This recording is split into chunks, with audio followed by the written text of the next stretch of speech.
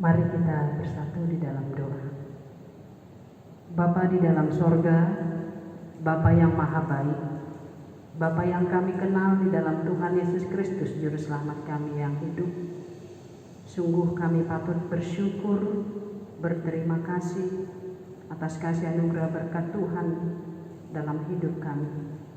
Sehingga Tuhan memperkenankan kami boleh hadir dan mengikuti ibadah minggu di minggu pertama setelah Trinitatis. Kami datang bersembah sujud ke hadapan-Mu, bukan karena kebenaran kami Tuhan, melainkan karena belas pengasihan Tuhan dalam hidup kami. Maka berkatilah kami Bapa, berkati firman-Mu yang mau kami dengar saat ini.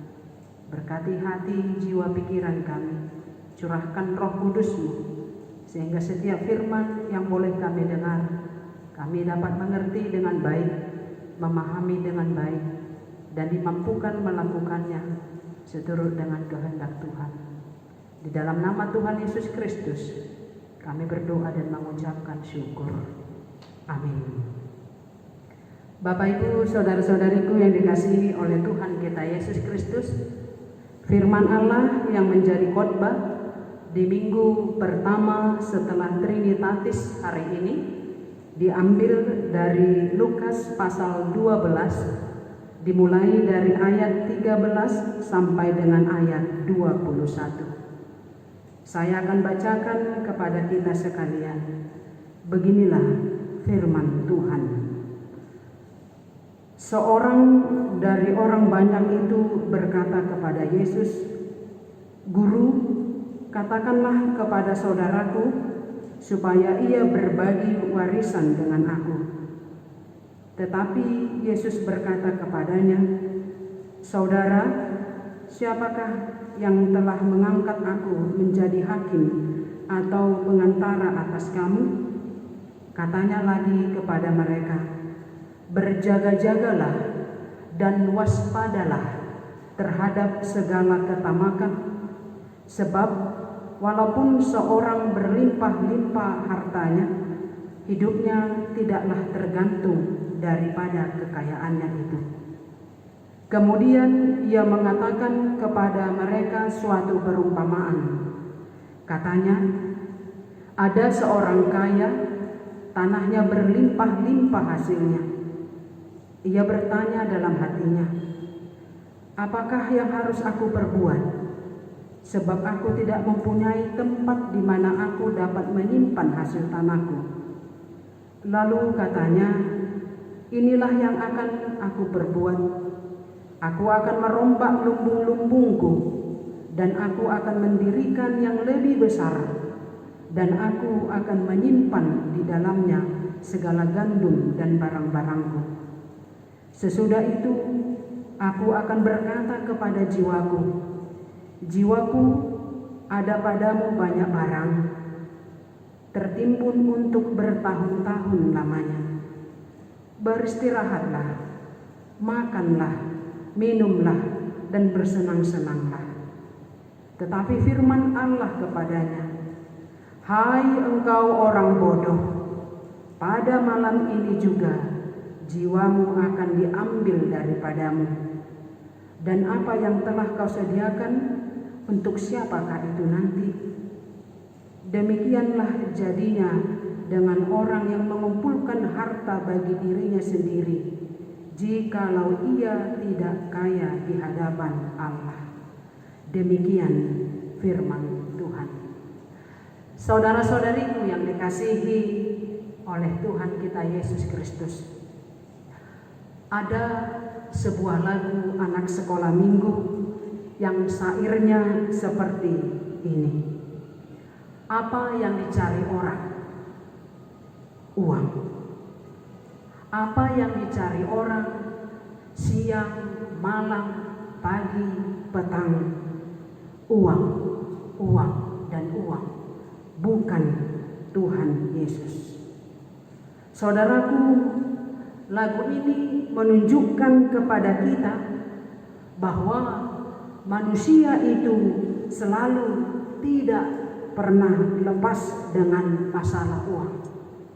Siapa sih yang tidak butuh uang? Uang adalah yang terutama dalam kehidupan manusia. Itulah yang dikatakan syair lagu anak sekolah minggu ini. Begitu pentingnya uang dalam kehidupan manusia, sehingga ada beberapa orang yang mengatakan bahwa uang adalah segala-galanya bagiku. Mengapa? Karena melalui uang saya bisa memperoleh apa yang saya inginkan. Benarkah demikian, Bapak Ibu saudara-saudariku yang dikasihi Tuhan? Dengan uang segalanya bisa dilakukan? Benarkah? Jawabannya tidak. Ingatlah, uang bukanlah segala-galanya. Mungkin kita sudah pernah mendengar perkataan orang bijak yang mengatakan seperti ini.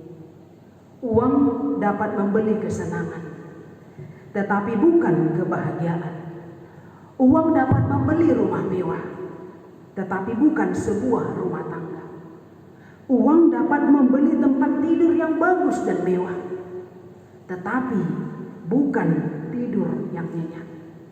Uang dapat membeli makanan yang enak-enak, tetapi bukan selera makan.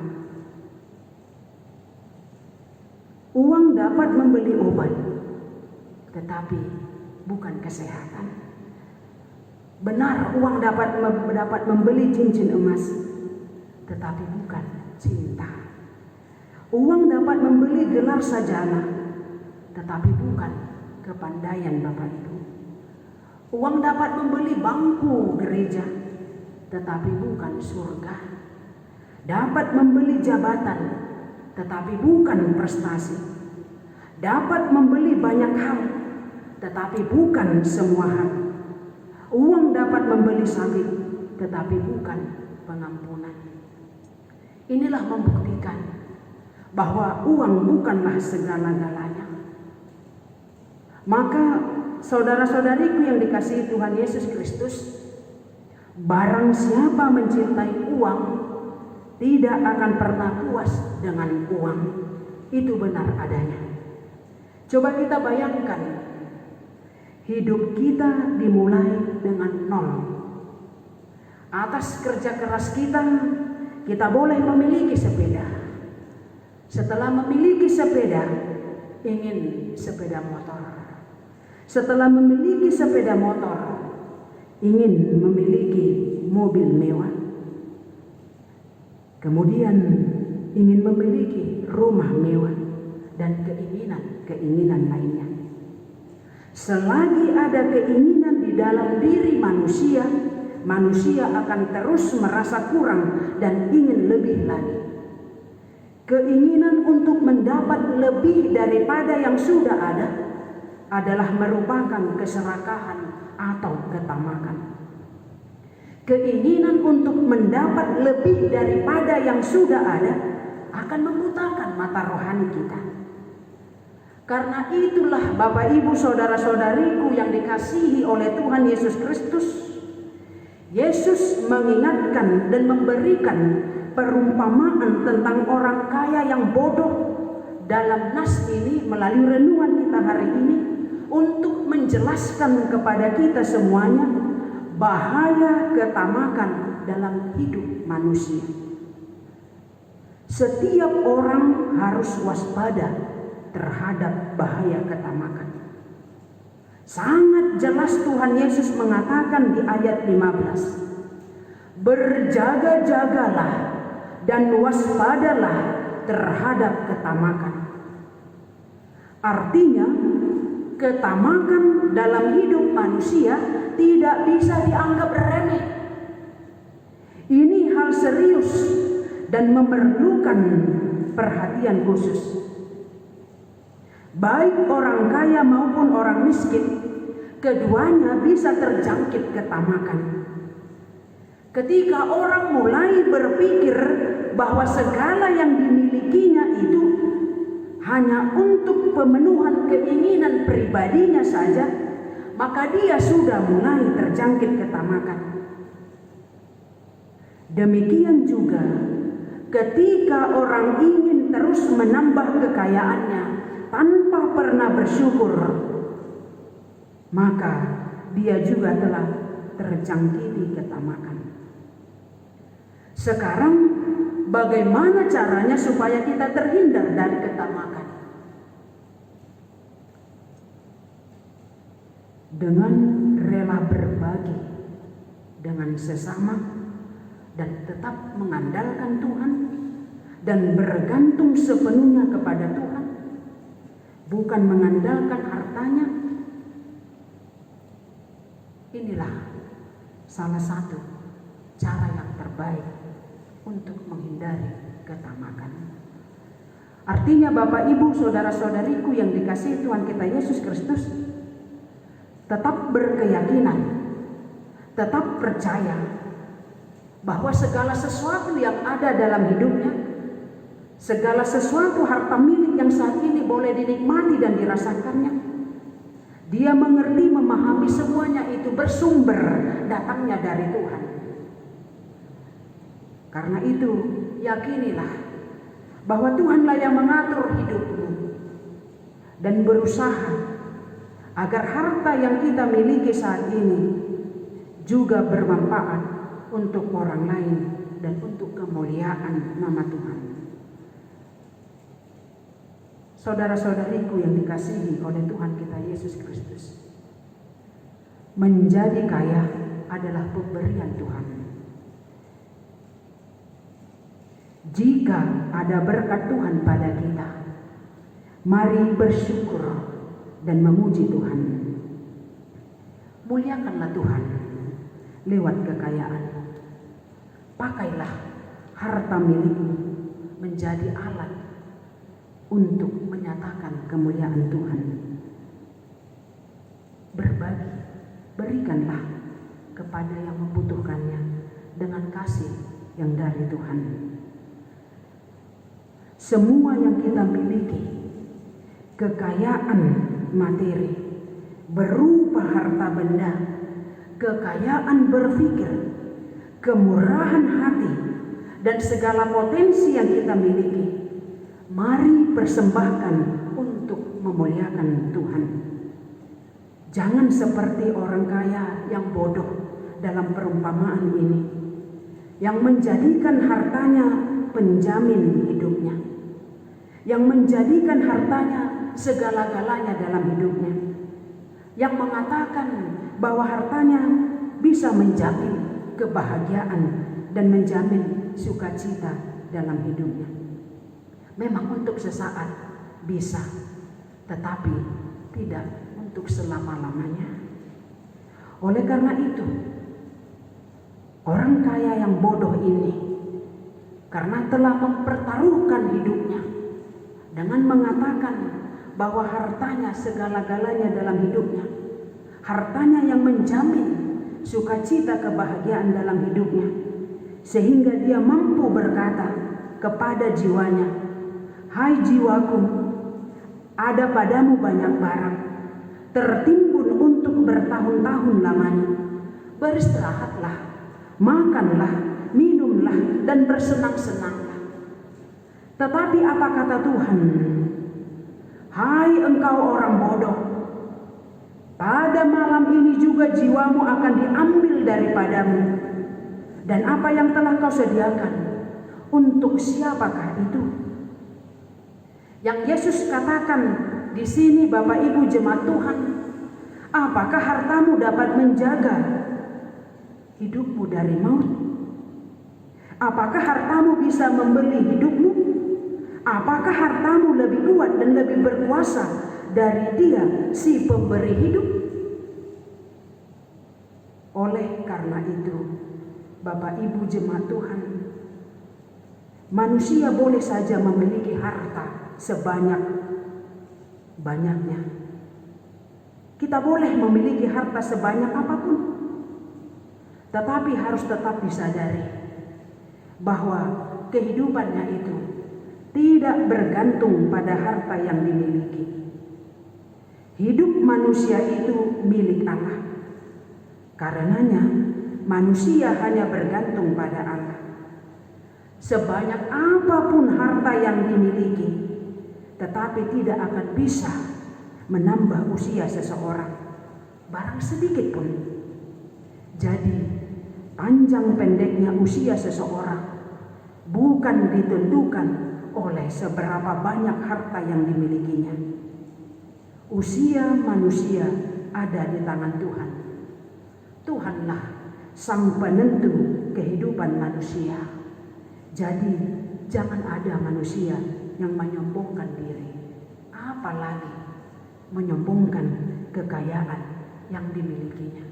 Ingatlah, kekayaan yang saudara miliki saat itu semuanya adalah milik Allah, yang dititipkan oleh Allah kepada kita pribadi lepas pribadi, yang suatu saat bisa diambil oleh Tuhan kapan saja, kapan Tuhan mau untuk mengambilnya dari kita pribadi lepas pribadi.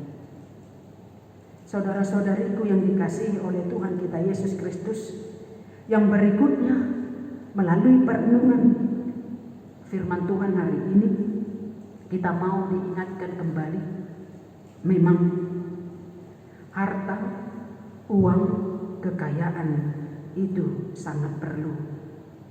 Semua orang memerlukannya. Tetapi ingat, jangan gila harta. Karena akar segala kejahatan ialah cinta uang. Bila harta sudah menjadi tujuan hidup, menjadi hobi, serta menjadi tuan, itu mendorong orang untuk korupsi, menghisap darah orang miskin, mengambil hak-hak orang lain, menghalalkan segala cara, bertindak kejam demi uang. Mungkin saudara pernah mendengar perkataan ini. Uang adalah hamba yang baik, tetapi tuan yang kejam. Halak batak madok, ia hepeng, habang so marhabong, mangicir so marpat. Ibana donau burju, alai ibana na jemukan. Orang Tionghoa mengatakan, tidak ada tembok besi yang tidak dapat ditembus peluru besi. Nanidokna ima hepeng. Dan bagaimana hasilnya? Seperti lintah yang terus menghisap darah mangsanya, yang tidak pernah kenyang dan tidak pernah berkata cukup. Atau seperti air laut, setelah diminum haus lagi, kemudian diminum lagi, haus lagi, bahkan tambah haus lagi, terus diminum dan akhirnya menjadi penyakit. Alani manat hita amangina. Aididok ahli ilmu jiwa analisis. Semakin banyak harta kita, itu membuat kita semakin takut mati. Karena sebenarnya menurut ahli tersebut, rasa takut mati itu timbul dari rasa takut akan kehilangan hartanya. Karena itu menumpuk harta sama dengan menumpuk rasa takut. Karena itu resiko terkena serangan jantung, stroke, stres bagi orang yang gila harta lebih tinggi daripada orang dengan gaya hidup sederhana. Jadi yang paling perlu saat ini di situasi new normal saat ini adalah rasa cukup. Tahasabah pomma na adong. Paulus mengatakan di 1 Timotius 6 ayat 6. Jika ada makanan dan pakaian, asal ada makanan dan pakaian, cukuplah. Berarti itu mengingatkan kita, syukurilah apa yang ada saat ini. Rasa cukup, sabam niroha. Sebenarnya Bapak Ibu, itulah yang membuat kita bisa tenang, bisa bersuka cita. Dan rasa cukup membuat kita mensyukuri segala pemberian Tuhan dalam hidup kita. Selamat minggu pertama setelah Trinitatis. Tuhan Yesus memberkati. Mari kita berdoa.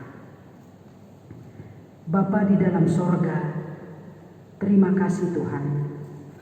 Firman-Mu saat ini telah memberi pengajaran yang sangat berarti bagi kami, dengan mengajarkan kami untuk berbagi kepada sesama kami lewat segala berkat yang boleh kami rasakan dalam kehidupan kami.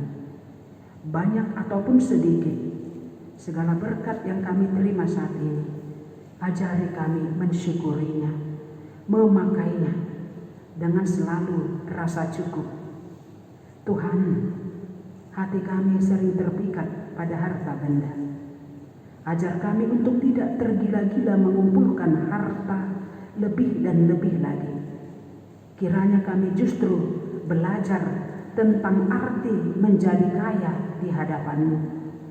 Karena menjadi kaya di dalam Tuhan jauh lebih baik daripada kaya dalam harta.